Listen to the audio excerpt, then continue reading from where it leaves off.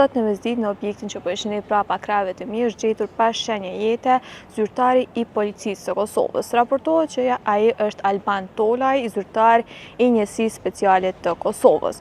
Nga informacionet e para të marra nga zëvendësi i policisë për rajonin e Prishtinës, dyshohet që Tolaj të ketë kryer vetvrasje. Në komunikatin e tij dhënë për media thuhet se sot rreth orës 14:45 minuta kemi pranuar informat për një trup të pajet në rrugën Ahmet Korenica në Prishtinë. Policia më njëherë ka dalë në vendin e ngjarjes si dhe mjekët emergjent, të cilët kanë konstatuar vdekjen e viktimës mashkull 47 vjeçar. Mbështetur në informacionet e para nga vendi i ngjarjes, përkundër që ka elemente që sugjerojnë për vetvrasje, policia në koordinim me prokurorin e shtetit ka nisur një hetim mbi vdekjen dhe me kujdes të shtuar përshqyrton të gjitha aspektet për ndriçimin e vrasjes. Gazeta Insideri gjithashtu ka mësuar se Tolaj ishte në pushim mjekësor pasi pak ditë më parë kishte kryer një ndërhyrje kirurgjikale në zemër. Pranë vendit ku dyshohet të kryer vepra është gjetur edhe një armë zjarri.